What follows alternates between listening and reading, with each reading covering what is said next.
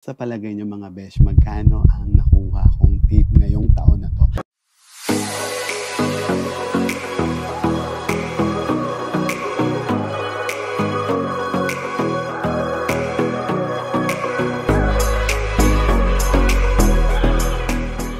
Hi mga besh! Welcome back to my YouTube channel. For today's vlog mga besh, ay bibilangin ko na yung tip ko mula January hanggang ngayon. Actually, 2 weeks na lang ay matatapos na ang 2024. Kita nyo naman sa title ko. Alam nyo mga besh, nakakatuwa kasi nagawa ko siya kahit mahirap na mag-ipon ng tip talaga. And malaking tulong talaga sa akin yung tip na Pizza Hut or yung pinagtatrabuhan ko. Kukwento ko lang sa inyo kung paano ginagawa yung hatian ng tip talaga sa amin. So, every week naghahati kami per hour namin per week. So, dun binabase talaga siya. At iba-iba yung amount na tip na natatanggap ko every week. Hindi ko siya binibilang, basta nilalagay ko lang sa lalagyanan ko. Alam nyo mga besh, yung unang lalagyanan ko, ito papakita ko sa inyo. Ayan. Alam mo yung lalagyanan ng ulam. So, dito ako nagsimula. Inipon ko siya ng inipon. Kasi nga, sabi ko, malaking tulong talaga siya kapag naipon, lalo na pag natapos na yung taon talaga. So, ito na yung huli talaga. At dumami na siyang dumami. Kaya, kinuha ko yung bag ko na ito. Ayan na yung bag na puro ang laman nun, pera, di ba? Ito yung tip na naipon ko. Yan. Yan siya.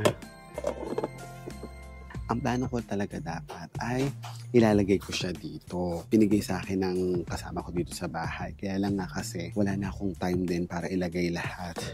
At ayun nga, ito yung tip na sabi ko sa inyo mga besh.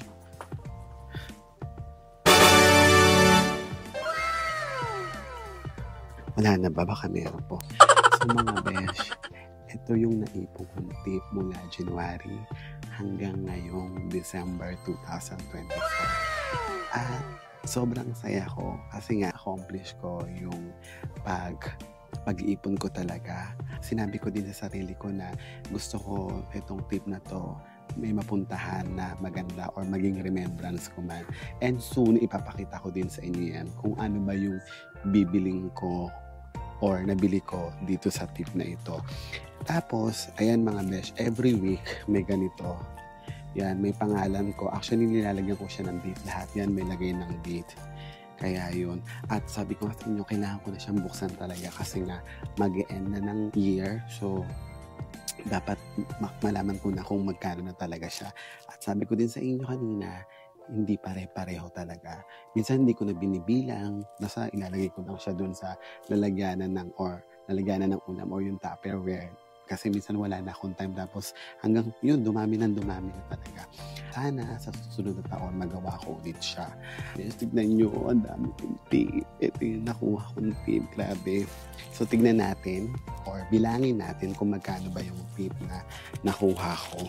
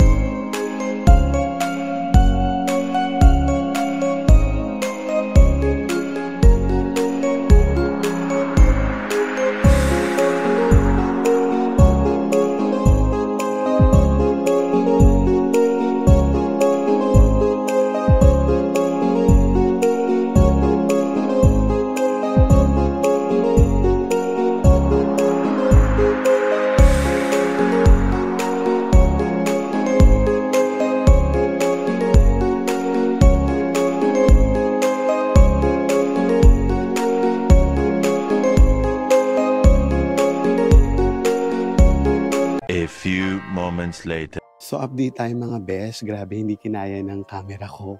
Uminit siya sa sobrang tagal kong nagbilang ng pera or yung tip na nakuha ko. Grabe, ang init niya talaga as in. So ayun na nga, nabilang ko na yung 50, 20s, 10s, 5, saka yung coins mga besh. Ito yung nakuha ko. At nakompute ko na rin kung magkano siya. Sa palagay niyo mga besh, magkano ang nakuha kong tip ngayong taon na to? Diyos ko, may mga pambayad na tayo. Mga besh, ayun na nga. Nakakatuwa talaga and I'm so proud to myself na nagawa ko yung bagay na to. Tip na nakuha ko ngayong taong ito ay, ano sa palagay niyo mga besh? Ay, ayan na. Ito siya. 3,317 Canadian dollars. Yan yung nakuha kong tip. Grabe, ang laki pala. Imagine niyo pag convert natin siya sa Philippine peso, ay natangging na 136,104.46. Tingnan nyo mga besh, hindi natin akalain na ganito na kalaki yung naipon natin dahil sa simpleng pagtatabi lang natin. Ang payo ko lang din mga besh para sa inyo, ngayong pagpasok ng bagong taon ay simulan na natin mag-ipon. Kahit maliit yan, ay malaki ang magiging resulta niya pag mag-ipon lahat. Tulad ako, nagsimula ako sa maliit, di ba? Dapat meron tayong disiplina sa sarili. Tinabi na natin siya, pag hinulog na natin siya sa isang alikansya, ay wag na natin kukunin para talagang masabi natin na, alam mo yun, may pagkukunan talaga tayo at magiging proud tayo sa sarili natin. At ayun, sobrang nakakatuwa talaga and nakaka-proud para sa akin na nakapag-ipon ako and na-accomplish ko talaga ito. At siguro talagang nasa tao talaga yan at nasa atin yan kung paano natin i-handle yung mga bagay na meron tayo at yung mga natatanggap natin, di ba? At syempre dapat pahalagahan din natin mga besh. Sana ay nakatulong ako and na-inspire ko kayo. Maraming salamat sa mga customer na nagbibigay lagi ng tip. Salamat din sa mga kasamahan ko na nag-e-effort, nagbibigay ng energy everyday para mabigyan kami ng magandang tip.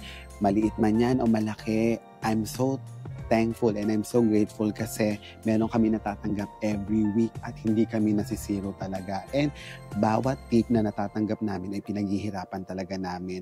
Maraming salamat sa inyo and sana ay nag-enjoy kayo sa aking vlog and see you again sa aking next vlog. And sabi ko nga sa inyo ay magti-thank you ko for 2024. Ano ba yung dapat nating ipagpasalamat ngayong 2024? And alam niyo naman, every year gumagawa din ako niyan ng vlog about pa-thank you sa 2024. Maraming salamat and don't forget to like, share, and subscribe sa aking YouTube channel. Of course, sa aking social media account. And maraming salamat din sa lahat ng mga sumusuporta lagi, mga nanonood.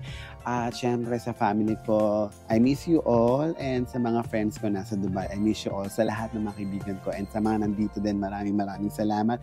Salamat din Pizza Hut kasi hindi ko ma-experience yung ganitong tip. Sobrang laki. So, yun lang. Maraming salamat kung papaalam na ako. Bye!